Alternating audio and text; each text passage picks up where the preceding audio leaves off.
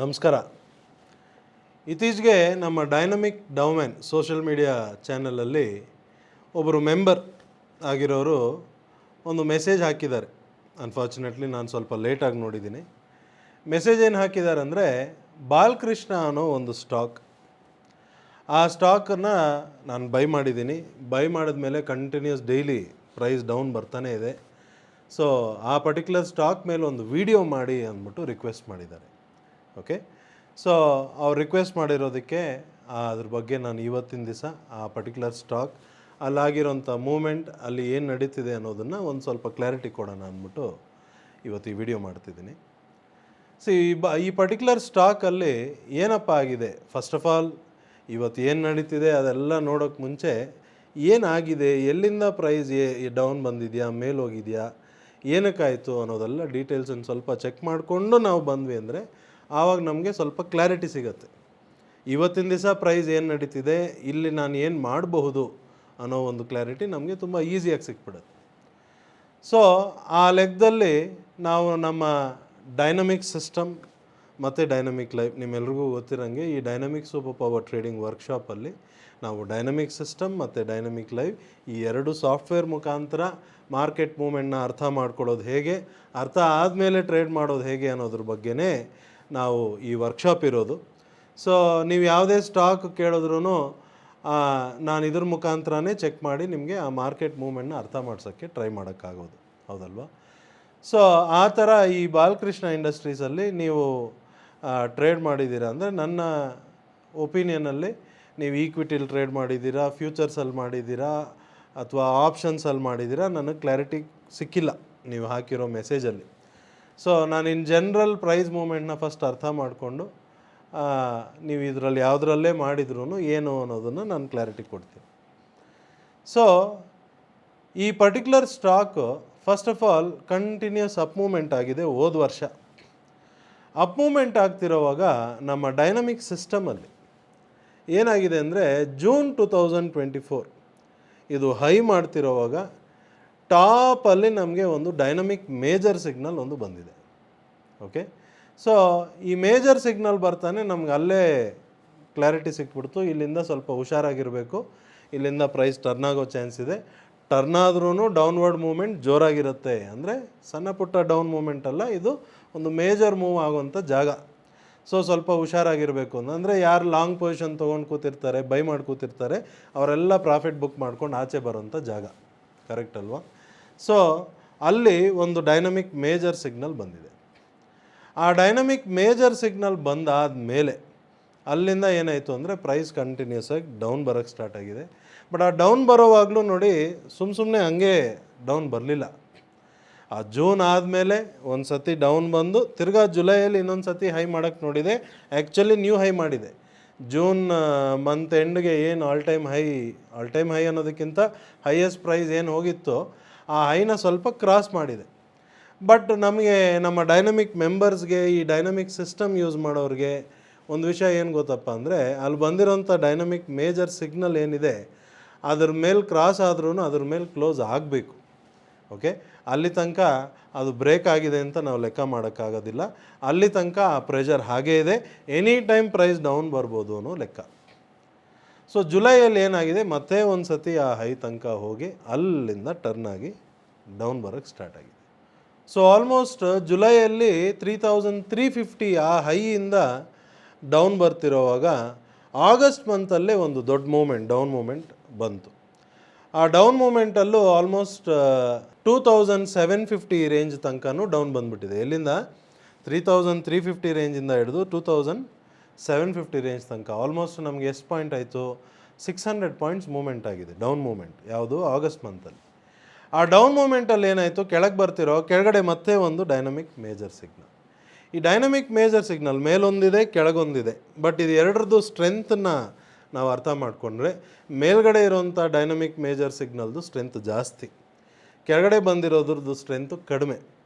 But ಇದ್ರ ಕೆಲಸ timing ಏನೋ ಮಾಡಬೇಕಲ್ಲ ಅಂದ್ಬಿಟ್ಟು ಪ್ರೈಸ್ ಒಂದು ರೌಂಡ್ ಮೇಲೆ ಹೋಗಿ ತಿರ್ಗಾ ಅಟ್ ಸಮ್ ಪಾಯಿಂಟ್ ಡೌನ್ ಬರಬೇಕು ಅನ್ನೋ ಲೆಕ್ಕದಲ್ಲಿ ಪ್ರೈಸ್ ಮೇಲೆ ಹೋಗಿದೆ.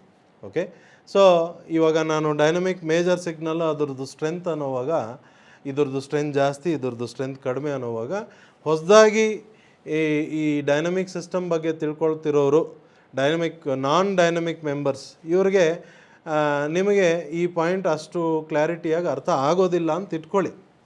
ಓಕೆ, ಅದೇ dynamic super power trading workshop attend ಮಾಡಿದ್ಮೇಲೆ ಆ ಪಾಯಿಂಟ್ಗೆಲ್ಲ ಕ್ಲಾರಿಟಿ ಸಿಕ್ಬಿಡುತ್ತೆ, ತಲೆ ಕೆಡಿಸ್ಕೋಬೇಡಿ.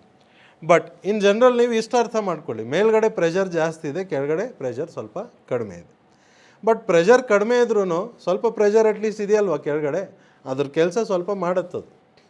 ಸೊ ಅಲ್ಲಿಂದ ತಿರ್ಗಾ ಪ್ರೈಸ್ ಮೇಲೋಗಿ ತಿರ್ಗಾ ಇನ್ನೊಂದು dynamic major signal ಟಾಪಲ್ಲಿ.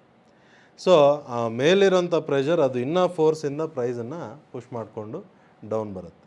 Down ಬರ್ತಿರೋವಾಗ at some point ನಮಗೆ ಲಾಂಗ್ ಟ್ರೆಂಡ್ ಅನ್ನೋದು ಸೆಲ್ ಕನ್ಫರ್ಮ್ ಆಗೋಯ್ತು. ಅಂದರೆ ಲಾಂಗ್ ಟರ್ಮ್ಗೆ ಡೌನ್ ಡೈರೆಕ್ಷನ್ ಕನ್ಫರ್ಮ್ ಆಯಿತು. ಯಾವಾಗ?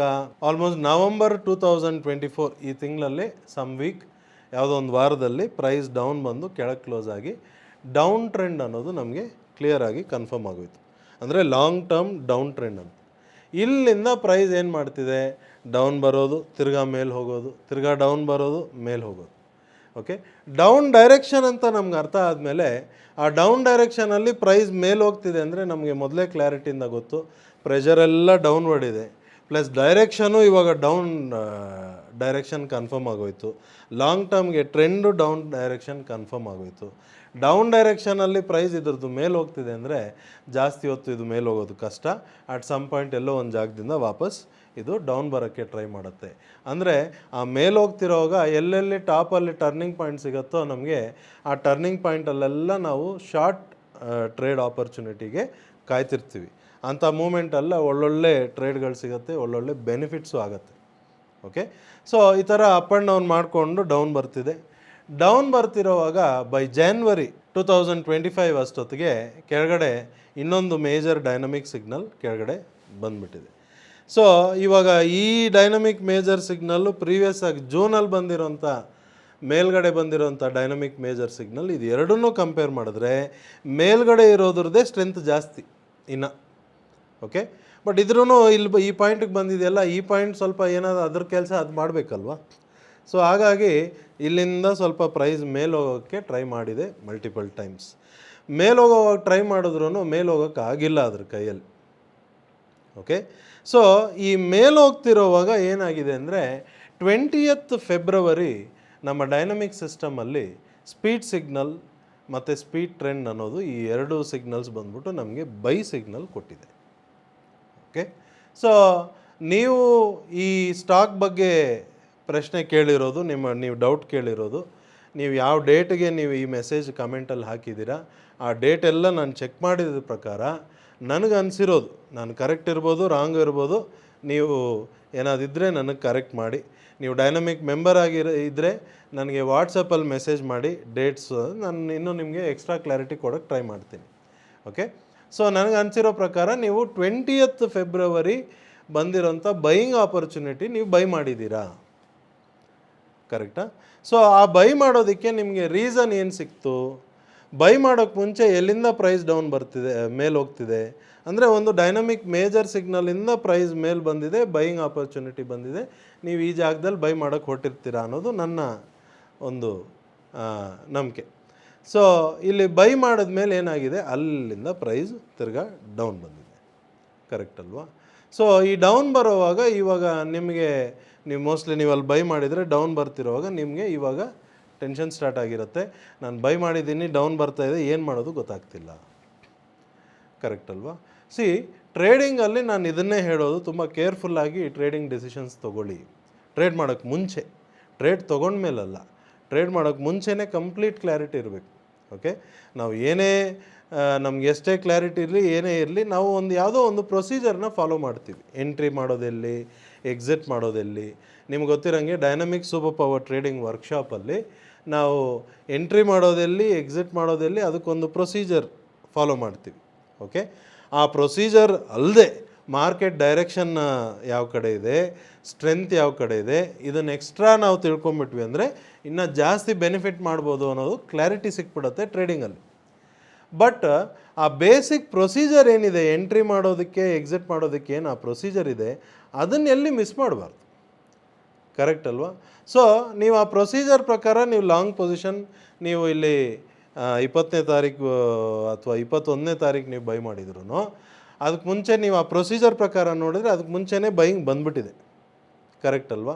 ಬೈಯಿಂಗ್ ಬಂದು ಸ್ವಲ್ಪ ಮೇಲೋಗಿ ಪ್ರಾಫಿಟ್ ತೋರಿಸಿ ಅಲ್ಲಿಂದ ಡೌನ್ ಬಂದಿರೋದು ಅದೊಂದು ಕಡೆ. ಬಟ್ ನೀವು ಇನ್ನೊಂದು ಬೈಯಿಂಗ್ ಕನ್ಫರ್ಮೇಷನ್ ಸಿಕ್ಕಿದ ಮೇಲೆ ನೀವು ಬೈ ಮಾಡಿದ್ರು 21ನೇ ತಾರೀಕು ನೀವು ಬೈ ಮಾಡಿರಬಹುದು. ಬೈ ಮಾಡಿದ್ಮೇಲೆ ಆ ಪ್ರೈಸ್ ಅಲ್ಲಿಂದ ಡೌನ್ ಬಂದಿದೆ. ಸೊ ಏನು ಹೇಳಕ್ಕೆ ಬರ್ತಿದ್ದೀನಿ ಅಂದರೆ ನೀವು ಕರೆಕ್ಟಾಗಿ ಅರ್ಥ ಇರ್ತೀರ, ಎಂಟ್ರಿ ಕರೆಕ್ಟಾಗಿ ತೊಗೊಂಡಿರ್ತೀರ, ನಿಮಗೆ ರೀಸನ್ನು ಇದೆ, ಪ್ರಾಪರ್ ರೀಸನ್ ಎಂಟ್ರಿ ತೊಗೊಂಡಾದಮೇಲೆ. ಬಟ್ ಮೇಲ್ಗಡೆ ಇರೋಂಥ ಪ್ರೆಷರ್ ಎಷ್ಟು ಸ್ಟ್ರಾಂಗ್ ಇದೆ ಅಂದರೆ ಆ ಪ್ರೈಸನ್ನು ಆ ಬೈ ಬಂದ ಮೇಲೆ ಮೇಲೆ ಹೋಗೋಕ್ಕೆ ಬಿಟ್ಟಿಲ್ಲ. ಓಕೆ, ಅಲ್ಲಿಂದ ಡೌನ್ ಬರೋಕ್ಕೆ ಸ್ಟಾರ್ಟ್ ಆಗಿದೆ. ಇವಾಗ ಡೌನ್ ಬರ್ತಿರುವಾಗ ನಾನು ಏನು ಮಾಡಲಿ ಅಂತ ನೋಡಿದ್ರೆ, ಒಂದು ಎಂಟ್ರಿ ತೊಗೊಂಡ್ಮೇಲೆ ಎಕ್ಸಿಟ್ಗೆ ಒಂದು ದಾರಿ ಇರಲೇಬೇಕಲ್ವಾ? ಹೌದಲ್ವಾ? ಅದಕ್ಕೆ ಅಂತ ಸ್ಟಾಪ್ ಲಾಸ್ ಎಲ್ಲಿ ಹಾಕಬೇಕು, ಸ್ಟಾಪ್ ಲಾಸ್ ಸ್ಟಾಪ್ ಲಾಸ್ ತಿಳ್ಕೊಬೇಕಾ, ಅದು ಗೊತ್ತಿರಬೇಕಾ ಅಂದರೆ ಖಂಡಿತ ಇಲ್ಲ. ನಾನು ಅದ್ರ ಬಗ್ಗೆ ಮಾತಾಡೋಕ್ಕೆ ಬರ್ತಾಯಿಲ್ಲ. ಓಕೆ, ನಮ್ಮ ಡೈನಮಿಕ್ ಸೂಪರ್ ಪವರ್ ಟ್ರೇಡಿಂಗ್ ವರ್ಕ್ಶಾಪಲ್ಲಿ ಡೈನಮಿಕ್ ಸಿಸ್ಟಮ್ ಆಗಲಿ, ಡೈನಮಿಕ್ ಲೈವ್ ಆಗಲಿ, ನೀವು ಅದ್ರ ಪ್ರಕಾರ ಟ್ರೇಡ್ ಮಾಡ್ತೀರಾ ಅಂದರೆ ಅಲ್ಲಿ ಒಂದು ಸರ್ಟನ್ ಇನ್ಸ್ಟ್ರಕ್ಷನ್, ಸರ್ಟನ್ ರೂಲ್ಸ್ ನಿಮಗೆ ಕನ್ವೆ ಮಾಡ್ತೀವಿ. ಎಂಟ್ರಿ ಯಾವುದ್ರ ಪ್ರಕಾರ ಮಾಡ್ತೀವಿ, ಎಕ್ಸಿಟ್ ಯಾವುದ್ರ ಪ್ರಕಾರ ಮಾಡ್ತೀವಿ ಅಂತ. ಆ ರೂಲ್ಸ್ ಪ್ರಕಾರ ನೀವು ತೊಗೊಂಡ್ರು ಬೈ ಮಾಡಿದ್ಮೇಲೆ ಪ್ರೈಸ್ ಡೌನ್ ಬರ್ತಿರೋವಾಗ ಒಂದು ಪಾಯಿಂಟಲ್ಲಿ ನಿಮಗೆ ಎಕ್ಸಿಟ್ ಸಿಗ್ನಲ್ ಕೊಟ್ಟಿದೆ. ಓಕೆ, ಎಕ್ಸಿಟ್ ಮಾತ್ರ ಅಲ್ಲ, ಎಕ್ಸಿಟನ್ನು ರಿವರ್ಸು ಮಾಡ್ಕೋಬೋದಾಗಿತ್ತು. ಎಕ್ಸಿಟನ್ನು ರಿವರ್ಸ್ ಮಾಡಾದಮೇಲೆ ಪ್ರೈಸ್ ಫರ್ದರ್ ಡೌನ್ ಬಂದು ಕೆಳಗಡೆ ಒಂದು ಡೈನಮಿಕ್ ಸಿಗ್ನಲ್ ಪಾಯಿಂಟ್ ತನಕ ಬಂದಿದೆ ಅಲ್ವಾ? ಇವಾಗ ಆ ಟ್ರೈನಿಂಗ್ ಪ್ರಕಾರ ಆ ಡೈನಮಿಕ್ ಸಿಗ್ನಲ್ ಪಾಯಿಂಟಿಗೆ ಬಂದಾಗ ನಾವೇನು ಮಾಡ್ತೀವಿ, ಬೇಗ ಎಕ್ಸಿಟ್ ಮಾಡ್ಕೊತೀವಿ. ಅಂದರೆ ಶಾರ್ಟ್ ಪೊಸಿಷನ್ನ ಬೇಗ ಎಕ್ಸಿಟ್ ಮಾಡ್ಕೊತೀವಿ. ನೆಕ್ಸ್ಟ್ ಡೇ ನಾವು ಶಾರ್ಟ್ ಪೊಸಿಷನ್ ಎಕ್ಸಿಟ್ ಮಾಡ್ಕೊಂಡಿದ್ರು ಒಂದು ಅಮೌಂಟ್ ಆಫ್ ಪ್ರಾಫಿಟ್ ನಮಗೆ ಸಿಕ್ಕಿರೋದು, ಒಂದು ಆ್ಯಾವ್ರೇಜ್ ಪ್ರಾಫಿಟ್ ನಮಗೆ ಸಿಕ್ಕಿರೋದು. ಬಟ್ ಇದ್ರ ಹಿಂದಿನ ಟ್ರೇಡ್ ಏನಾಗಿದೆ, ಬೈ ಮಾಡಿರೋಂಥ ಟ್ರೇಡ್ ಪ್ರೈಸ್ ಡೌನ್ ಬಂದಿರೋವಾಗ ಎಕ್ಸಿಟ್ ಮಾಡುವಾಗ ನನಗೆ ಈ ಟ್ರೇಡ್ ಮೈನಸ್ ಆಗಿದೆ, ಆ ಮೈನಸ್ನ ಬುಕ್ ಮಾಡಿ ನೆಕ್ಸ್ಟ್ ಟ್ರೇಡ್ ನಾನು ಕಂಟಿನ್ಯೂ ಮಾಡಿದರೆ ನನಗೆ ಆ ಶಾರ್ಟ್ ಟ್ರೇಡಲ್ಲಿ ಒಂದು ಆ್ಯಾವ್ರೇಜ್ ಪ್ರಾಫಿಟ್ ಸಿಕ್ಕಿರೋದು. ಅದಾದಮೇಲೆ ನೆಕ್ಸ್ಟ್ ಡೇ ಏನಾಗಿದೆ, price further gap down open ಆಗಿದೆ. ಎಕ್ಸಿಟ್ ಮಾಡಾದಮೇಲೆ ಸೇಮ್ ಡೇ ಡೌನ್ ಬಂದುಬಿಟ್ಟಿದೆ, ಅದಕ್ಕೆ next day price gap down open ಆಗಿದೆ. ಬಟ್ ಎಕ್ಸಿಟ್ ಮಾಡಾದಮೇಲೆ ಸೇಮ್ ಡೇ ಡೌನ್ ಬಂತಲ್ವಾ, ಬಂದಿರೋ ದಿವಸ ಮತ್ತೆ ಸೆಲ್ ಕನ್ಫರ್ಮ್ ಆಗಿದೆ, ನೆಕ್ಸ್ಟ್ ಡೇ ನಾವು ಸೆಲ್ ಮಾಡಬೇಕು. ಬಟ್ ಗ್ಯಾಪ್ ಡೌನ್ ಓಪನ್ ಆಗಿದೆ, ಓಪನಿಂಗಲ್ಲೇ ನೀವು ಸೆಲ್ ಮಾಡಿದ್ರು ಅಲ್ಲಿಂದ price same day complete down ಬರೋವಾಗ ಒಂದು DMBOTS ಪಾಯಿಂಟ್ ಅಲ್ಲಿ ತನಕನೂ ರೀಚ್ ಆಗಿದೆ. ಆ ನಂಬರ್ಗಿಂತ ಇನ್ನು ಸ್ವಲ್ಪ ಕಡಿಮೆನೂ ಬಂದಿದೆ, ಬಟ್ ಆ ಪಾಯಿಂಟಿಗೆ ರೀಚ್ ಆಗಿದೆ. ಇಫ್ ಇನ್ ಕೇಸ್ ನೀವು ಟ್ರೈನಿಂಗ್, ಈ ಡೈನಮಿಕ್ ಸೂಪರ್ ಪವರ್ ಟ್ರೈನಿಂಗ್ ಇದರಲ್ಲಿ ಅಟೆಂಡ್ ಮಾಡಿ ಇದರಲ್ಲಿ ಸ್ವಲ್ಪ ಕ್ಲಾರಿಟಿಯಿಂದ ನೀವು ಅಬ್ಸರ್ವ್ ಮಾಡಿಬಿಟ್ಟಿದ್ದರೆ ಅಲ್ಲೇನು ಹೇಳ್ತೀವಿ, ಎಂಟ್ರಿ ತೊಗೊಂಡಾದಮೇಲೆ ಒಂದು DMBOTS ಸಿಗ್ನಲ್ ಪಾಯಿಂಟ್ ತನಕ ಬಂದರೆ ಆ DMBOTS ಸಿಗ್ನಲ್ ಪಾಯಿಂಟ್ ಇರೋದೇ ಪ್ರಾಫಿಟ್ ಬುಕ್ ಮಾಡ್ಕೊಳ್ಳೋಕ್ಕೆ ಅಲ್ವಾ? ಸೊ ಆ ಪಾಯಿಂಟಿಗೆ ಬರ್ತಿದೆ ಅಂದರೆ ಪ್ರಾಫಿಟ್ ಸೆಕ್ಯೂರ್ ಮಾಡಬೇಕು, ಒಂದು ರೀಸನ್ ಆಯಿತು. ಎರಡನೇ ರೀಸನ್ ಏನು, ಕೆಳಗಡೆ ಆ ಡೈನಮಿಕ್ ಮೇಜರ್ ಸಿಗ್ನಲ್ ಏನಿತ್ತು ಲಾಸ್ಟ್ ಟೈಮ್, ಅದೇ ಡೈನಮಿಕ್ ಮೇಜರ್ ಸಿಗ್ನಲ್ ಇನ್ನೂ ಹಾಗೇ ಇದೆ, ಅದು ಇನ್ನೂ ಬ್ರೇಕೇ ಆಗಿಲ್ಲ. ಅದು ಬೇರೆ ಇನ್ನೂ ಹಾಗೇ ಇದೆಯಾ ಅಂದರೆ ಇಲ್ಲಿ ಪ್ರಾಫಿಟ್ ಬುಕ್ ಮಾಡಲೇಬೇಕು ಇಂಥ ಜಾಗ. ಓಕೆ, ಅಲ್ಲಿ ಪ್ರಾಫಿಟ್ ಬುಕ್ ಮಾಡಿದ್ರೆ ಅದೊಂದು ಎರಡನೇ ಟ್ರೇಡ್ ಆಯಿತು. ಅಲ್ಲಿಂದ ಏನಾಯಿತು, ಪ್ರೈಸ್ ಟರ್ನ್ ಆಗಿ ಅಪ್ ಆ್ಯಂಡ್ ಡೌನ್ ಮೂವ್ಮೆಂಟ್ ಮಾಡ್ತಾ ಇನ್ನೊಂದು ಬೈಯಿಂಗ್ ಆಪರ್ಚುನಿಟಿ ನಮಗೆ ಇಂಥ ಜಾಗದಲ್ಲಿ ಕೊಟ್ಟಾದಮೇಲೆ ನೆನ್ನೆಗೆ ಪ್ರೈಸ್ ಹೋಗಿ ಮೇಲ್ಗಡೆ ಒಂದು ಡೈನಮಿಕ್ ಸಿಗ್ನಲ್ ಪಾಯಿಂಟ್ ತನಕ ರೀಚ್ ಆಯಿತು. ಅಂದರೆ ಲಾಂಗ್ ಪೊಸಿಷನ್ ತೊಗೊಂಡಿರೋರು ಇವತ್ತು, ಅಂದರೆ ಇವತ್ತಿನ ಡೇಟ್ ಏನು, 20ನೇ ತಾರೀಕು ಮಾರ್ಚ್, ಇವತ್ತಿನ ದಿವಸ ಮಾರ್ಕೆಟ್ ಓಪನ್ ಆಗಿ ಸ್ವಲ್ಪ ಡೌನ್ ಬರೋಷ್ಟರಲ್ಲಿ ಟಾಪಲ್ಲೇ ಪ್ರಾಫಿಟ್ ಬುಕ್ ಮಾಡಿ ಎಕ್ಸಿಟ್ ಮಾಡಿಬಿಟ್ಟಿರ್ತಾರೆ. ಸೊ ಇಲ್ಲಿ ಏನಾಯಿತು, ಬಾಲಕೃಷ್ಣ ಇಂಡಸ್ಟ್ರೀಸ್, ನೀವು ಬಾಲಕೃಷ್ಣ ಅಂತ ಹಾಕಿದ್ದೀರಾ. ನಾನು ಆ್ಯಕ್ಚುಲಿ ಫ್ಯೂ ಡೇಸ್ ಬಿಫೋರೇ ನಾನು ಇದ್ರ ಬಗ್ಗೆ ಒಂದು ವಿಡಿಯೋ ಮಾಡೋಣ ಅಂತ ನಾನೆಲ್ಲ ಪ್ರಿಪೇರ್ ಆಗಿಬಿಟ್ಟಿದ್ದೆ.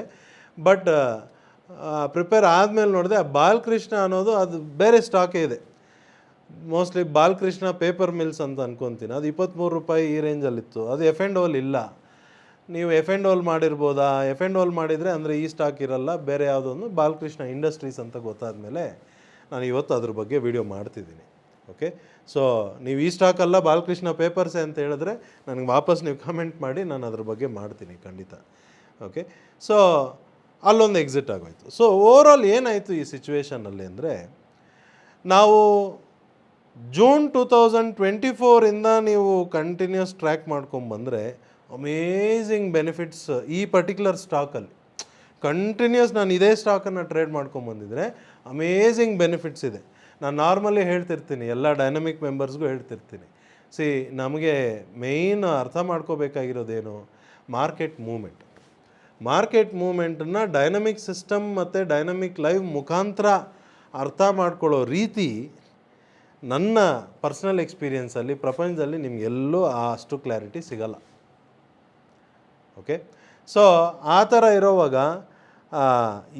ಈ ಪರ್ಟಿಕ್ಯುಲರ್ ಸ್ಟಾಕಲ್ಲಿ ಅಲ್ಲಿಂದ ಅದು ಸಿಗ್ನಲ್ ಕೊಟ್ಟು ನಮ್ಗೆ ಅಲ್ಲೇ ಕ್ಲಾರಿಟಿ ಸಿಗುತ್ತೋ, ಇಲ್ಲಿಂದ ಒಂದು ಮೇಜರ್ ಮೂವ್, ಆ ಮೇಜರ್ ಮೂವಲ್ಲಿ ಡೌನ್ ಬಂದು ಮೇಲೋಗಿ, ಡೌನ್ ಬಂದು ಮೇಲೋಗಿ. ಅಂದರೆ ಏನು ಹೇಳಕ್ಕೆ ಬರ್ತಿದ್ದೀನಿ ಅಂದರೆ, ನಾನು ನಮ್ಮ ವರ್ಕ್ಶಾಪಲ್ಲಿ ಎಲ್ಲ ಡೈನಮಿಕ್ ಮೆಂಬರ್ಸ್ಗೆ ಹೇಳ್ತಿರ್ತೀನಿ, ಮಾರ್ಕೆಟ್ ಮೂವ್ಮೆಂಟ್ ಈ ಸಾಫ್ಟ್ವೇರ್ ಮುಖಾಂತರ ಅರ್ಥ ಮಾಡ್ಕೊಳ್ಳೋದಕ್ಕೆ ಒಂದೇ ಒಂದು ಪಾಯಿಂಟ್, ಒಂದೇ ಒಂದು ಲೈನ್ ಜ್ಞಾಪಕ ಇಟ್ಕೊಳ್ಳಿ. ಏನದು? ಪ್ರೈಸ್ ಒಂದು ಡೈನಮಿಕ್ ಸಿಗ್ನಲಿಂದ ಇನ್ನೊಂದು ಡೈನಮಿಕ್ ಸಿಗ್ನಲ್ ಮೂವ್ ಆಗುತ್ತೆ, ಒಂದು ಡೈನಮಿಕ್ ಸಿಗ್ನಲಿಂದ ಇನ್ನೊಂದು ಡೈನಮಿಕ್ ಸಿಗ್ನಲ್ ಮೂವ್ ಆಗುತ್ತೆ. ನೀವು ಇದನ್ನು ವೆರಿಫೈ ಮಾಡ್ಕೊಳ್ಳಿ. ನೀವು ಯಾವುದೇ ಸ್ಟಾಕ್ ತೊಗೊಳ್ಳಿ, ಯಾವುದೇ ಇಂಡೆಕ್ಸ್ ತೊಗೊಳ್ಳಿ, ನೀವು ವೆರಿಫೈ ಮಾಡ್ಕೊಳ್ಳಿ. ಒಂದು ಟರ್ನಿಂಗ್ ಪಾಯಿಂಟು ಮಿಸ್ ಆಗಲ್ಲ. ಅಲ್ಲಿ ಏನಾದರೂ ಒಂದು ರೀಸನ್ ಇದ್ದೇ ಇರುತ್ತೆ. ಆ ರೀಸನ್ ನಮಗೆ ಈ ಡೈನಮಿಕ್ ಸಿಸ್ಟಮಲ್ಲಿ ಖಂಡಿತ ಸಿಕ್ಕೇ ಸಿಗುತ್ತೆ. ಓಕೆ, ಸೊ ಅದರಲ್ಲೂ ಕೊನೆ ಪಾಯಿಂಟ್ ಅನ್ನೋದು ಒಂದು ಟೆಂಕಾಯಿ ಸಿಗ್ನಲ್ ಅನ್ನೋ ಒಂದು ಪಾಯಿಂಟ್ ಹೇಳ್ತೀನಿ. ಇವತ್ತು ನಾನು ಅದ್ರ ಬಗ್ಗೆ ಮಾತಾಡೋಕ್ಕೆ ಹೋಗ್ತಿಲ್ಲ. ಓಕೆ, ಅದನ್ನು ವರ್ಕ್ಶಾಪಲ್ಲೇ ಕನ್ವೆ ಮಾಡೋಕ್ಕಾಗೋಂಥ ಪಾಯಿಂಟ್ ಅದು. ಸೊ ಆ ಲೆಕ್ಕದಲ್ಲಿ ನೀವು ಜೂನ್ 2024ಇಂದ ಹಿಡ್ದು ನೀವು ಮಾರ್ಚ್ 2025 ತನಕನೂ ನೀವು ಆಗಿರೋಂಥ ಮೂಮೆಂಟ್ನ ನೀವು ಅಬ್ಸರ್ವ್ ಮಾಡ್ಕೊಂಬನ್ನಿ. ಅಬ್ಸರ್ವ್ ಮಾಡ್ಕೊಂಬಂದಿದ್ರೆ ನಿಮ್ಗೇನು ಅನಿಸ್ಬಿಡತ್ತೆ ಅಂದರೆ, ಒಂದೊಂದು ಮೂವ್ ಒಂದು ಡೈನಮಿಕ್ ಸಿಗ್ನಲಿಂದ ಇನ್ನೊಂದು ಡೈನಮಿಕ್ ಸಿಗ್ನಲ್ ಮೂವ್ ಆಗಿದೆ.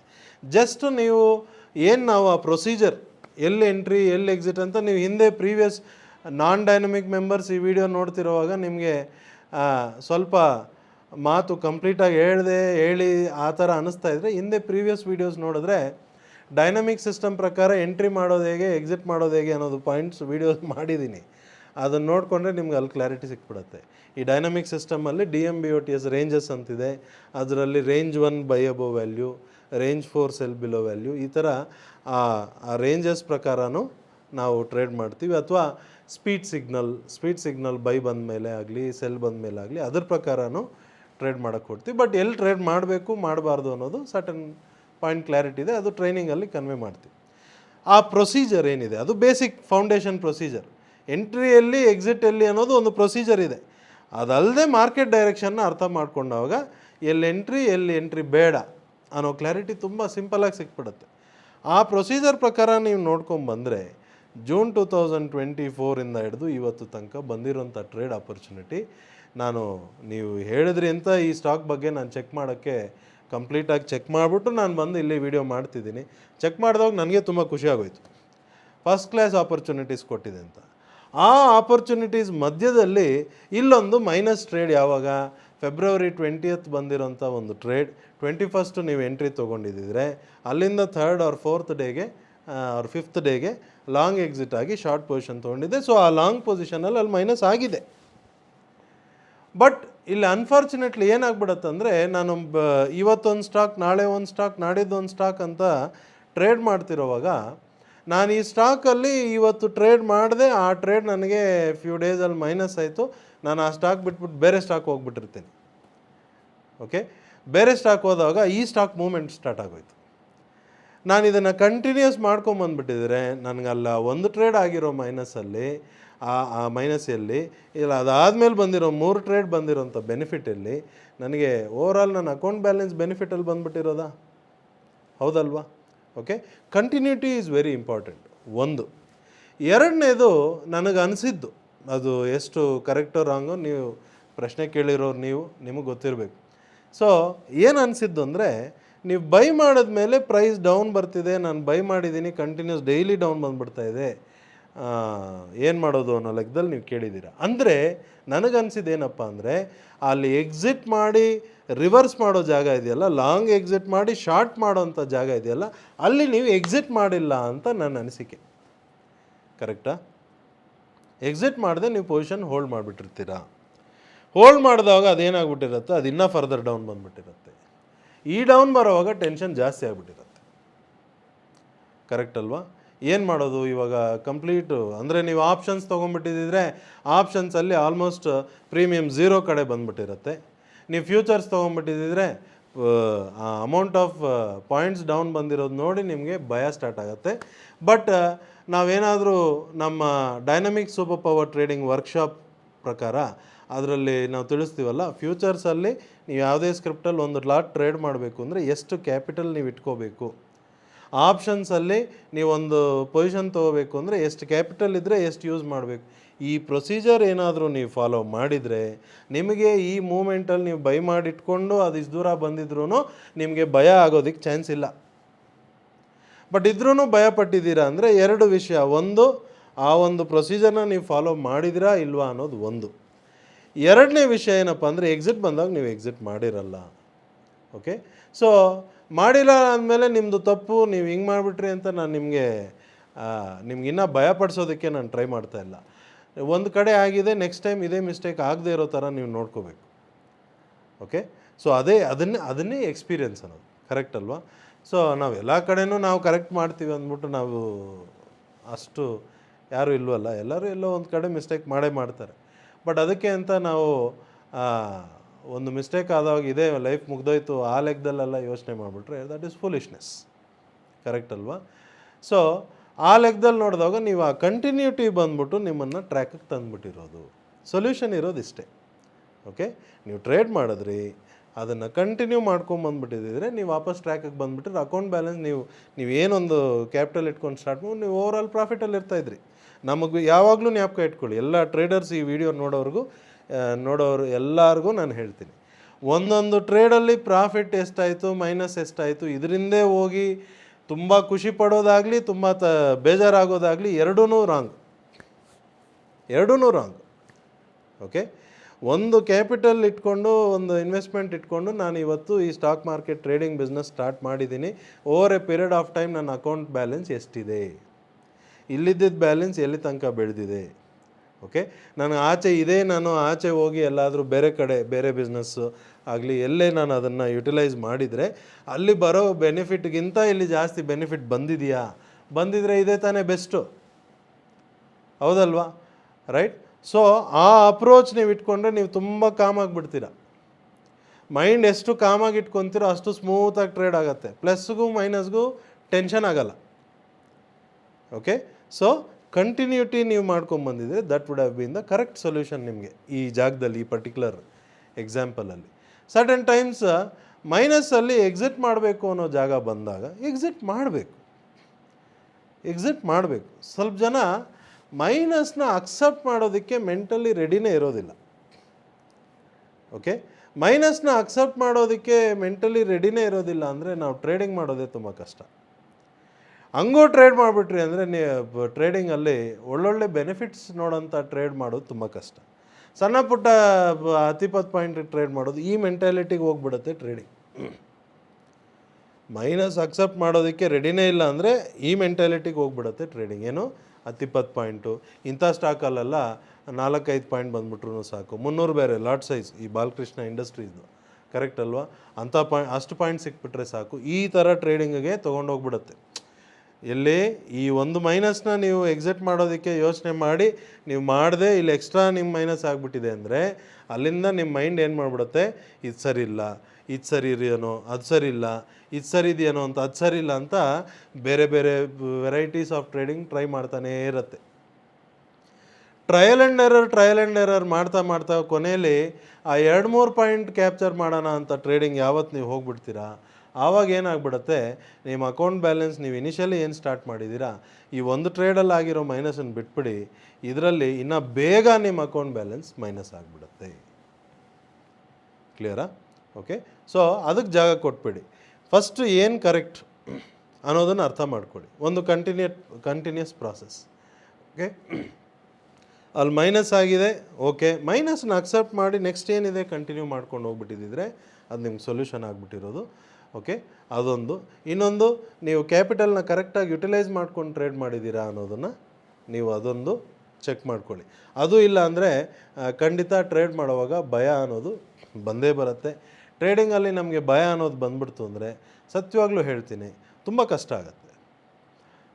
ಮುಂದೆ ಹೋಗ್ತಾ ಹೋಗ್ತಾ ತುಂಬ ಕಷ್ಟ ಆಗ್ಬಿಡುತ್ತೆ. ನಾನು ಈ ಹಿಂದೆ ಪ್ರೀವಿಯಸ್ ಆಗಿ ಕೂಡ ಈ ಟ್ರೇಡಿಂಗಲ್ಲಿ ಭಯ ಅನ್ನೋದ್ರ ಬಗ್ಗೆನೇ ಒಂದು ವಿಡಿಯೋ ಮಾಡಿದ್ದೀನಿ.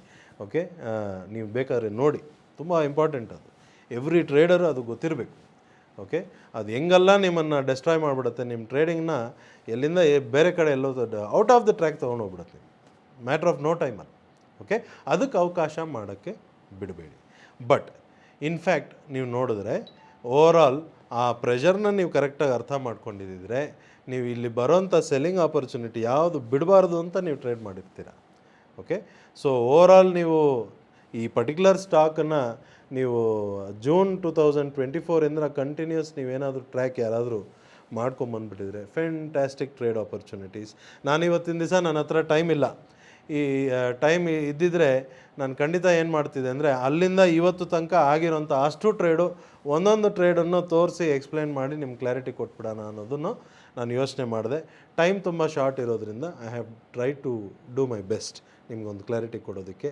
ಐ ಥಿಂಕ್ ಈ ವಿಡಿಯೋ ಮುಖಾಂತರ ನೀವು ಕೇಳಿರೋ ಬಾಲಕೃಷ್ಣ ಇಂಡಸ್ಟ್ರೀಸ್ ಅನ್ನೋ ಸ್ಟಾಕ್ ಬಗ್ಗೆ ನಿಮಗೊಂದು ಕ್ಲಾರಿಟಿ ಸಿಕ್ಕಿದೆ ಅಂತ ನಾನು ಅನ್ಕೊತೀನಿ. ನಮಸ್ಕಾರ.